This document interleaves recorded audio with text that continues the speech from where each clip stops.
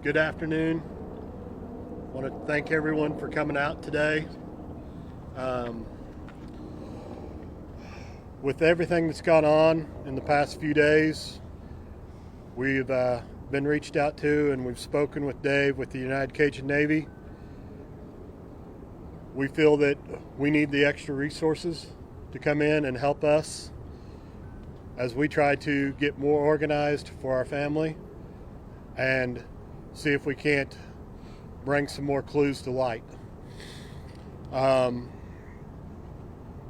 We're very grateful for everyone that's done everything so far. We ask that you continue. We ask that you work and help with us to become more organized, because we don't want individuals out there alone without us knowing, so that we want to make sure everybody's careful. Safety is the number one priority. We appreciate more than you'll ever know the outpouring that we've received from the community, from the press, and everyone else involved. Our goal is still to bring Riley home. We feel that is still a very pliable goal. We feel like Dave and his team and the volunteers that he knows are very skilled and will help bring this for us. This time, I'm going to turn it over to Dave and let him kind of bring some information to light. If we have questions at the end, we'll be more than happy to address, but I do ask that we have a little bit of courtesy for what we're going through right now, and give us just, a few questions, and we'll again meet as we have more information, okay? Thank you. Dave? My name is David Flagg. For those who don't have the spelling, last name is F like Foxtrot, L-A-G-G. And I am the National Director of Operations for the United Cajun Navy. Those of you who may not know, people who are in the audience that may not know, we are a disaster response organization. We respond to natural disasters, all over the country.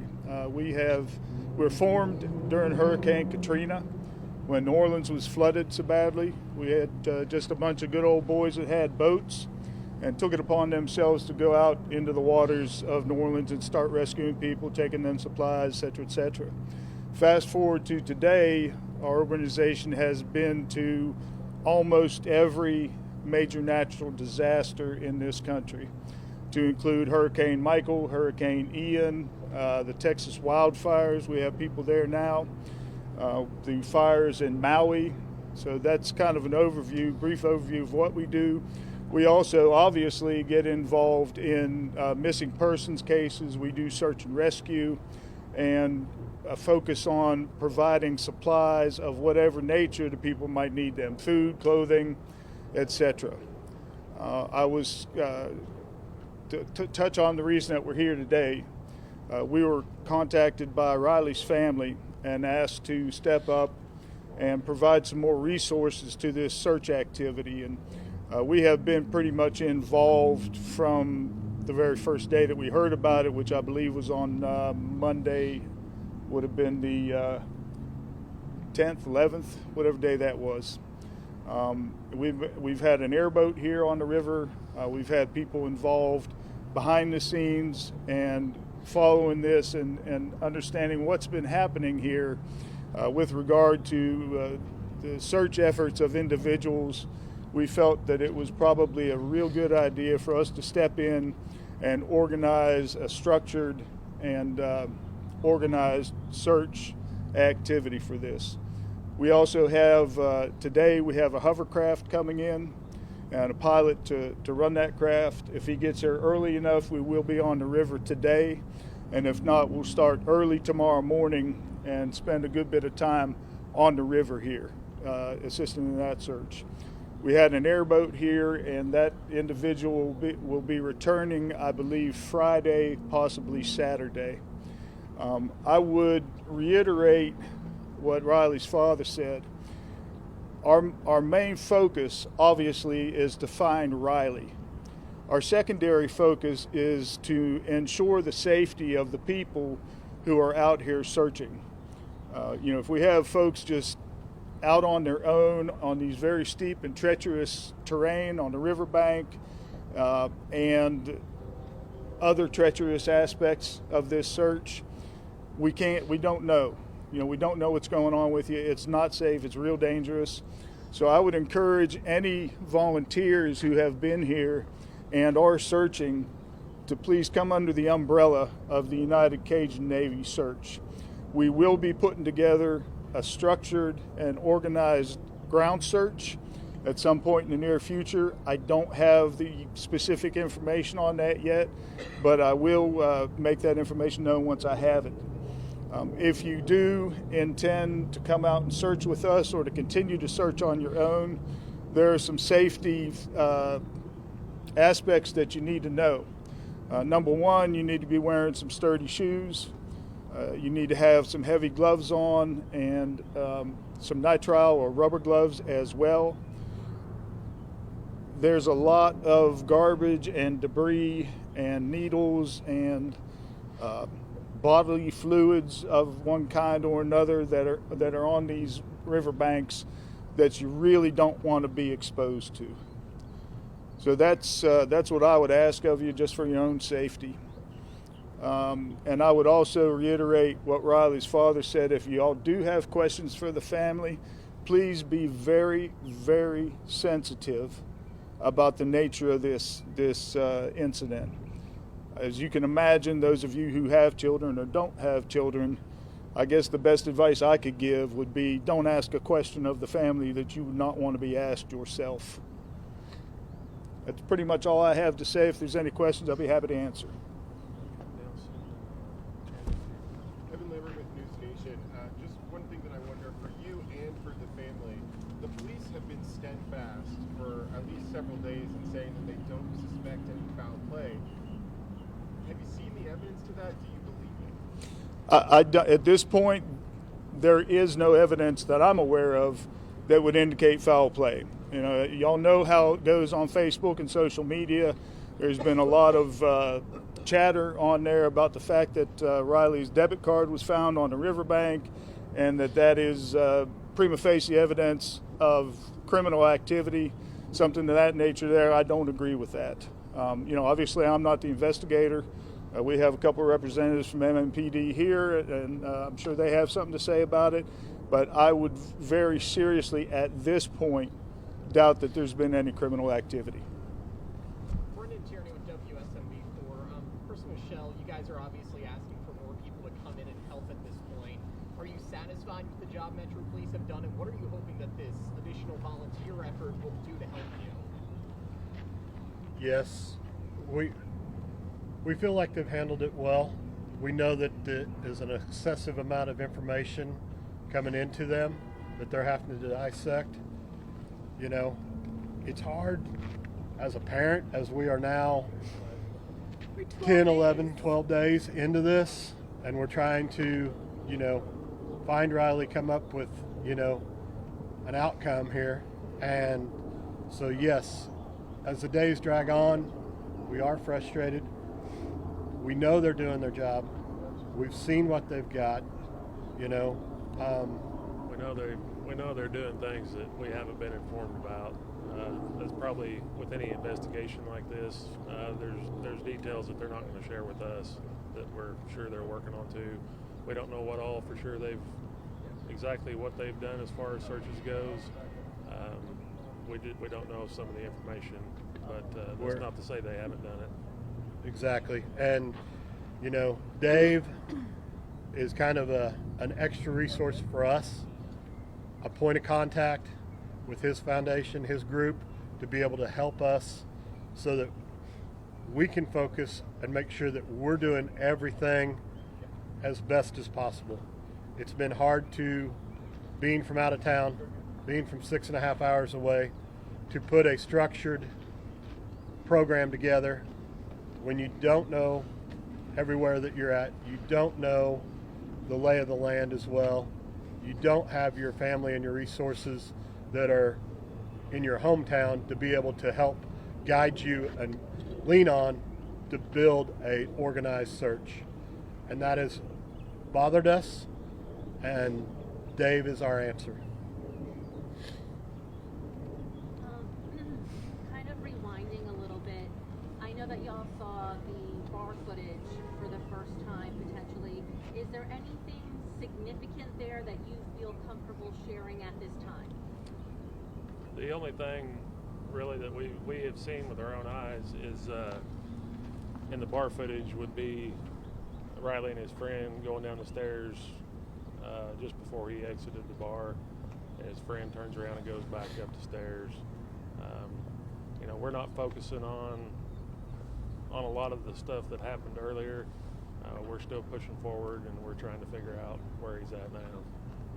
Chris, can you get us out? When do you anticipate police will release data from his cell phone, his iPhone? I am not able to comment on that at this point. I know that they're still digging through information, so hopefully they'll be able to provide information here, as we move forward. We spoke with your good friend Chris. He mentioned there was a text exchange with Riley and Brentwood. Are you able to expand on that? We know that Riley was possibly texting and communicating with multiple people. Again, we don't know the exact people. We don't know the exact timeline, or who the last person was. Anything right now would kind of be speculation on our part to exactly what that was. No need to muddy the water. So I'm sure the detectives, as information becomes available that is pertinent like that, they will provide to us, and we will share as we can. And again, we have a couple representatives from the police department here, and that may be a question that you could ask them. Before they come up, anybody else have questions for the family before I interrupt? I do. Michelle, the last time you and I spoke, you had told me he was here with 50 of his fraternity brothers. Not one of them left the bar to go with him.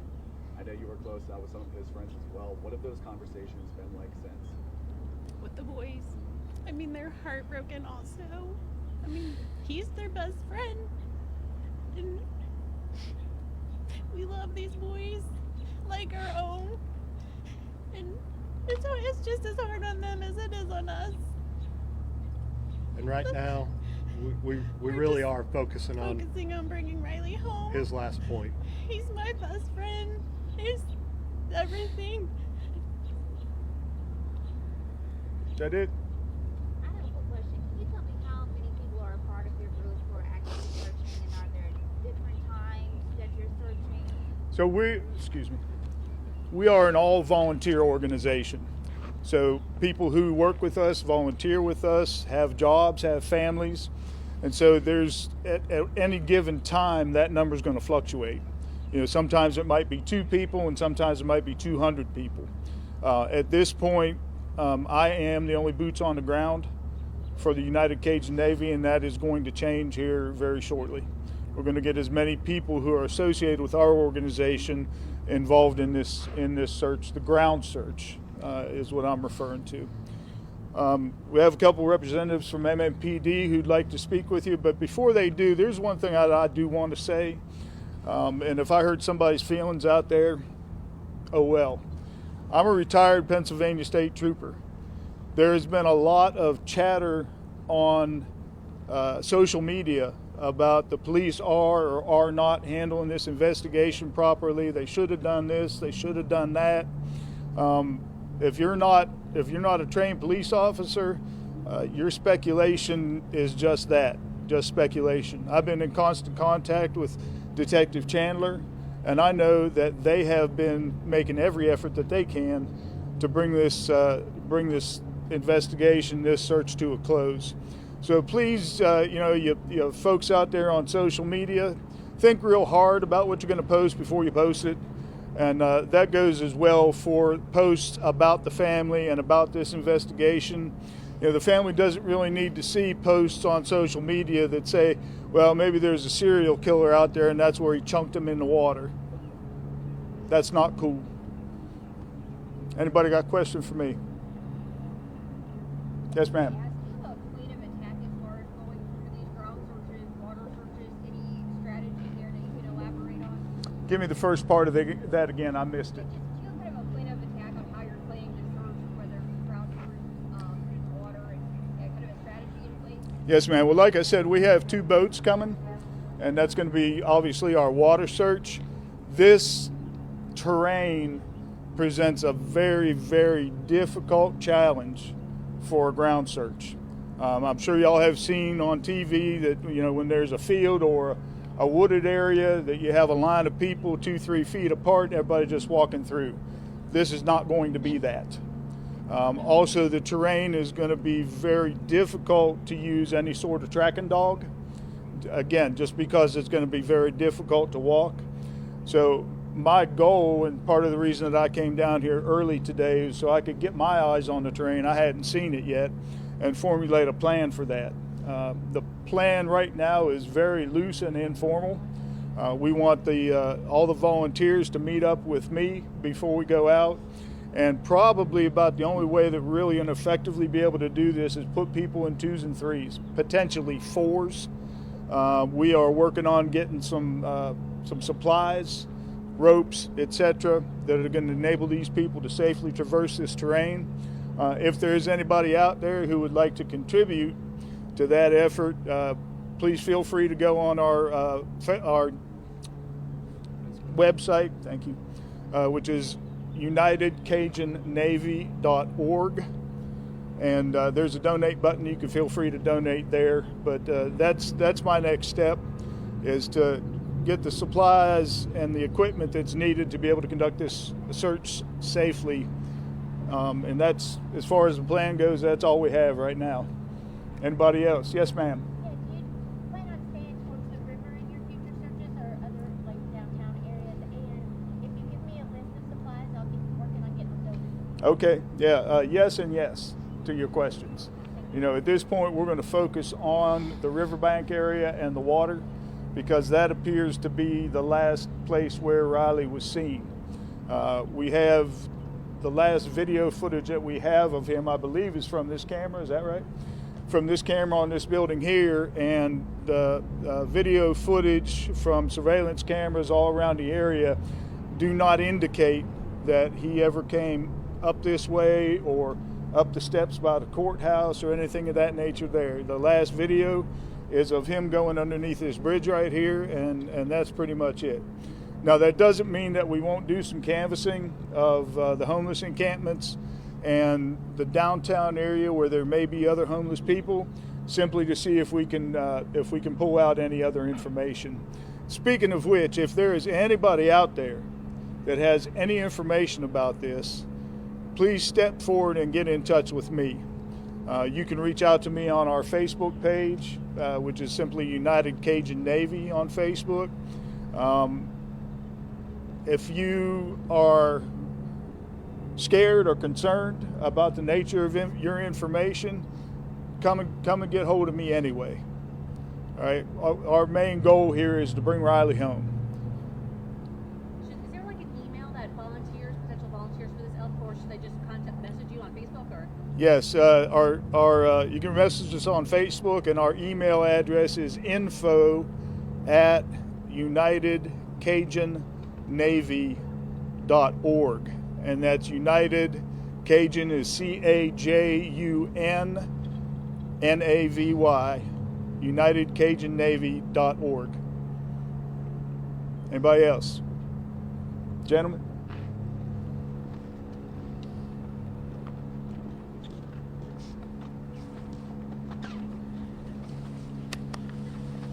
I'm Detective Anthony Chandler. This is Sergeant Bob Nilsson. We're with the Homicide Cold Case Unit from Metro Nashville Police, and we've been heading up the investigation into Riley's disappearance. As Mr. Flagg said, we've been in contact with him since the very beginning, coordinating what we could as far as with the family's active participation in locating Riley. That has been, and to this day remains, the top priority. There has not been any evidence that has come forward to change this to an ongoing criminal investigation at this time. Regardless of what else has been put out there, there are several leads that we are following up with on a constant basis, and an influx of information that is coming forward at all times. We are going through every single piece of that information, but the priority remains locating Riley. As he said, I'm Sergeant Nielsen.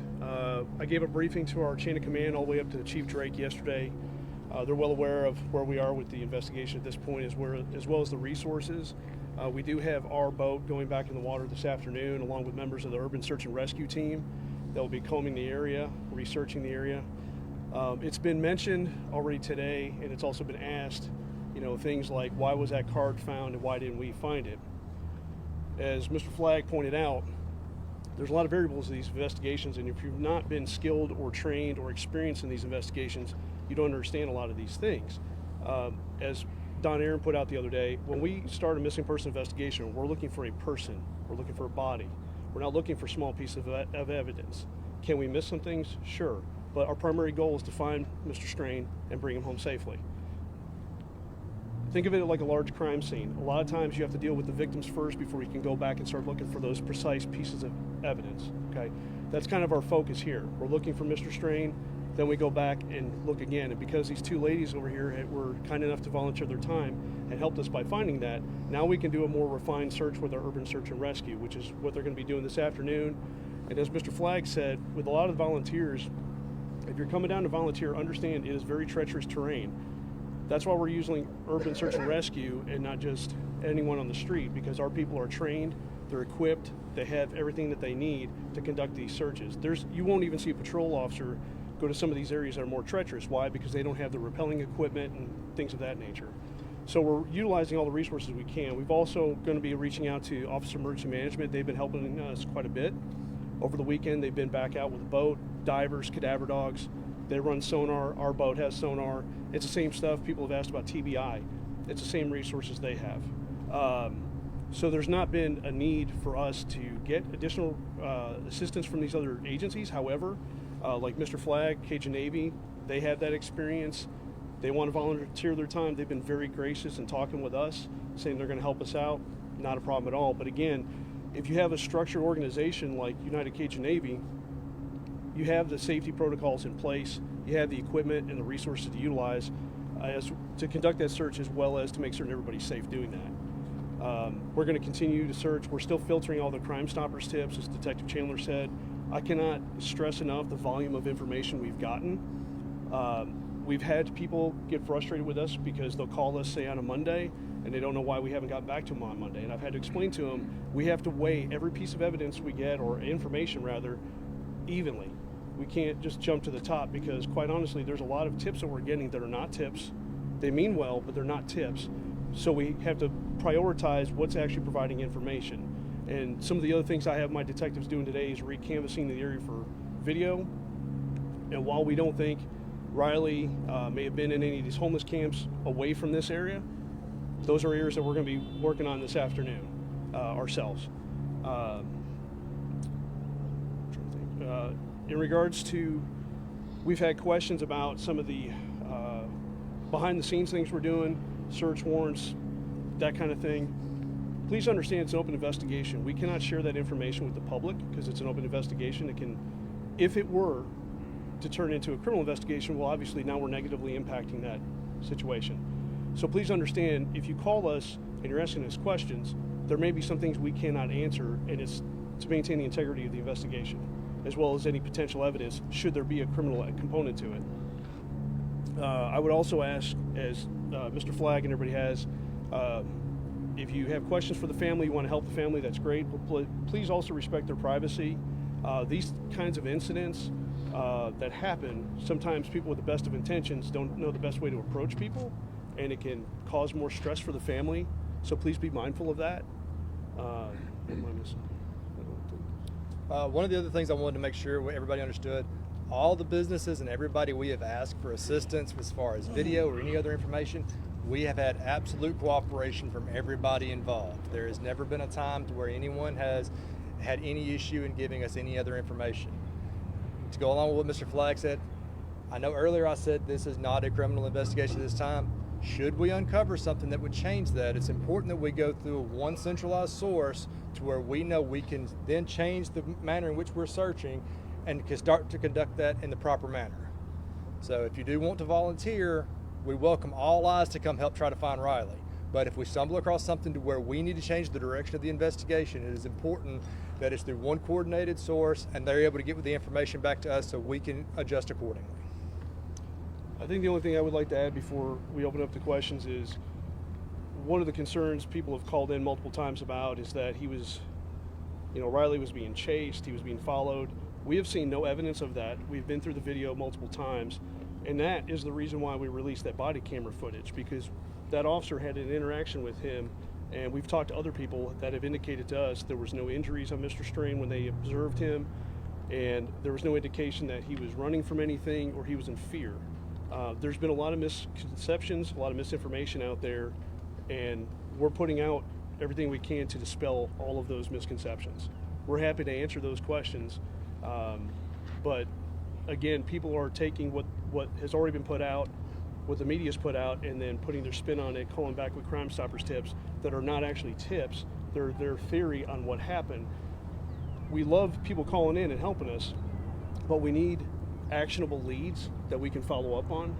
So please understand too, when you don't see us, like my detectives out in the field constantly, it's because we're trying to prioritize those tips that we're getting to find what's actually useful information that we can follow up on, because sometimes we get tips that we can't follow up on. It's just a statement somebody's making. So with that, you have a question, ma'am? Yes, sir. So the credit card being discovered separated from wherever Riley is and potentially separated from his wallet, some would say that could potentially go either way. Sure, maybe it just fell out and he didn't even realize, or maybe it was forcefully removed. So how do you decide which it is and which side to lean on, whether missing person versus criminal? Because a lot of folks would say, well, that could certainly indicate, or lay people would say, that could certainly indicate criminal activity. Once we recovered the card, it was secured and processed properly to where it can be examined as far as going into a criminal matter at a later time if it's so needed. How does the United Cajun Navy fit into MNPD's command structure? We pretty much allow our people with the emergency contingency section and USAR to coordinate with them, because we do cold case investigations. We don't handle that part, so our job is typically to get them in touch with them and let them coordinate between the two, because they have the knowledge and expertise and they know how to communicate with one another and schedule with each other what they're going to do, how they're going to do it. It would be kind of a moot point for us to step in the middle of that, other than to act as a liaison to get them in contact with one another. Which two entities? You said get them in touch with them. With one part of our department that handles like the urban search and rescue and the boat searches and everything, we get that unit in contact with Mr. Flagg. So they're coordinating their efforts. That's what we plan on, because our resources are coming back out this afternoon, and that's kind of our goal is with Mr. Flagg here today, is get him in touch with the supervisors over in that unit so they can make that coordination. And then at what point would your office decide to no longer continue the investigation? Until we have no other actionable leads. But because we work cold case, we continue working it until we just have nothing. And as new information comes in, we continue to pick it right back up and go right back to it. This is not going away. This is not going away anytime soon. And I have detectives that work cold case homicides that are decades old, and we continue to work on those. In fact, one of my detectives has been able to close 2 of them last year. So I say that to say this isn't going away. We keep going until we have absolutely nothing, no new tips, no traces of anything to follow up on. But until that happens, we're still going to be out here doing everything. How would you describe the actionable leads in front of MNPD right now? In what regard? You said we're going to keep going until we have no action. Meaning if somebody calls in with a theory, okay, that's one thing. But unless they're giving us information like a name, a location where they saw a suspicious person, thought they saw a piece of an item that belonged to Riley, that doesn't help us. So we have to filter through to look for the things they're saying. Hey, around this time I saw John Doe at this location. He might have been wearing a similar shirt, or maybe he was talking to Riley. That's actionable. That's something we can follow up on. We can look for video cameras in the area. But when they just say, I just saw a homeless guy in the area, that doesn't help us, because it's nothing we can follow up on. Does that help? So enough of those actionable leads are still coming in right now? Yes, sir. Yes. Yes, sir. And actually, that's why we were late coming up here, is because we've been following up on more of those. When we last heard from you guys on Thursday, you were still waiting on cell phone and Apple Watch data. Have you received all of that at this point? And if you have, what have you been able to find from it? At this point right now, what we have originally from Apple is what we're working off of, and all of the location data is what we've already released. So at this point in time, that's the same information we're going to be working off of. I have a simple question. On the video that I saw, a lot of people were around, and they could have done something to help this young man. Stumbling out drunk. And maybe we should push to Nashville that if you see that happen here, don't be afraid to help somebody. I mean, literally, on that video, I saw a lot of people that saw how drunk that guy was. It could have been stopped. Somebody could have said, hey, man, you need some help. Are you okay? Especially once you see somebody falling. You know, you're 100% correct. Yeah. And unfortunately, that is the state of our society. I know, everybody's today. scared to help somebody. And especially I agree with you 100%. You know, Nashville population, if you see something, say something or do something. Yeah. Simple as that. Because I watched that and I'm like, nobody did anything to say, hey, man, this guy shouldn't even be out walking around like this. Right, You know? right. So, Any other questions? God bless you guys, Could you all right? guys say your name and spell it one more time in your title? I'm Detective Anthony Chandler, Chandler. I'm Sergeant Robert Nielsen, Nielsen. And you're with? Metro Nashville Police Department, Cold Case Unit. You had a question, sir? Yeah, could you all just go over again what it is that's making you say that there's no sign of foul play, keeping this not being a criminal investigation at this time? Is it a lack of evidence to the contrary, or do you have other information that suggests that?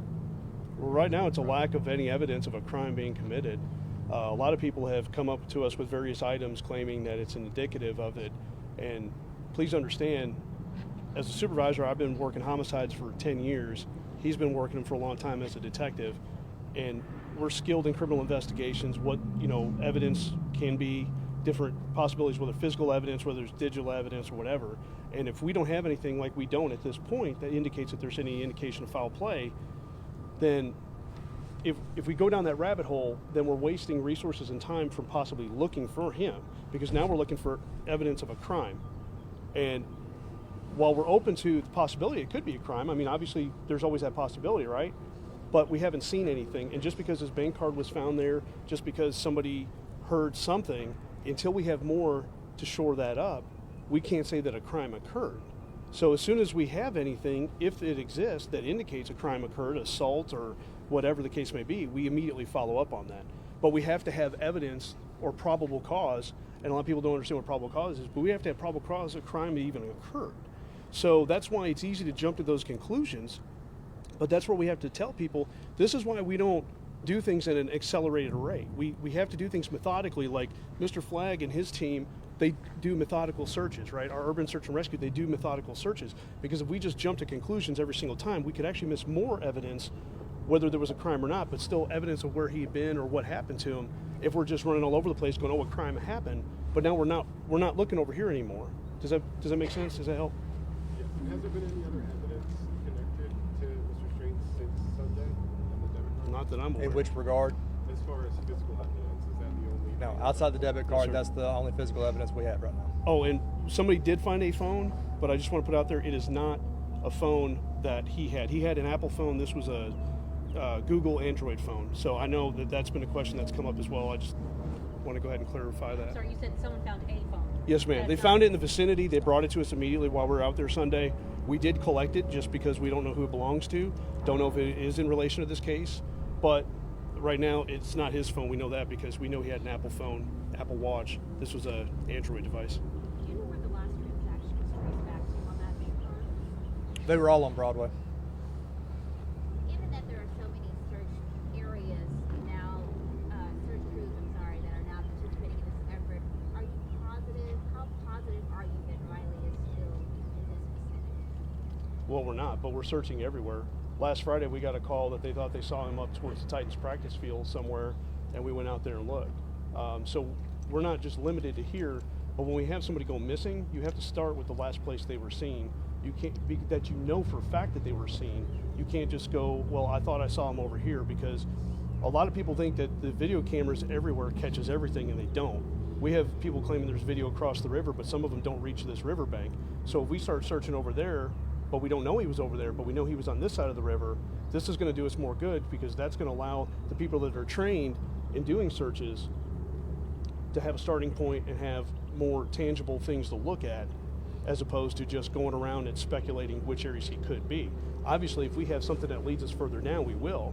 But right now, that's why the areas that they're focusing on is this immediate area, because we know for a fact that was his last known point of contact with anyone.